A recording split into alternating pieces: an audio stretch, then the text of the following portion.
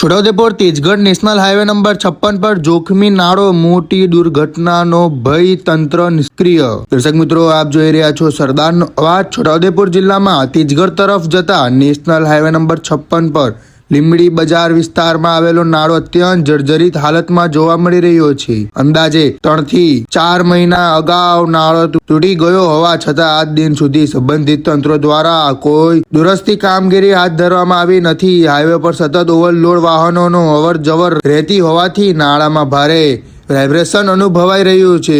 પરિણામે કોઈ પણ સમયે મોટી દુર્ઘટના સર્જાવાની ભીતિ સ્થાનિક લોકોમાં ફેલાઈ ગઈ છે। ખાસ કરીને રાત્રિના સમયે વાહન ચાલકો માટે આ સ્થળ વધુ જોખમી બનતું હોવાનું જણાઈ રહ્યું છે।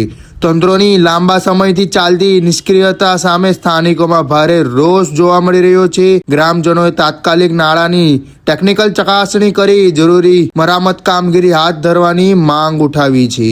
લોકોમાં એવી કડવી ચર્ચા ચાલી રહી છે કે અકસ્માત જેવી ગંભીર ઘટના બન્યા બાદ જ તંત્ર જાગશે। નેશનલ હાઈવે નંબર 56 ઉપર આ પુલડી નાની આવેલી છે, કોઝવે જેવું, જે લીંબડી બજારને જોડતો, છોટાઉદેપુરને જોડતો માર્ગ છે।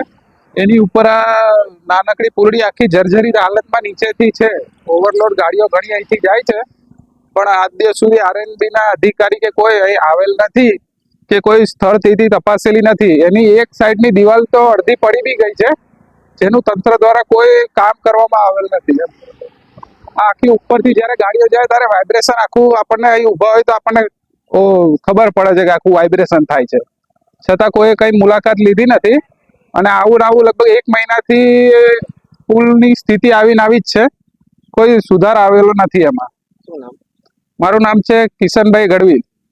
રિપોર્ટર શકીલ બલોચ દ્વારા છોટાઉદેપુર।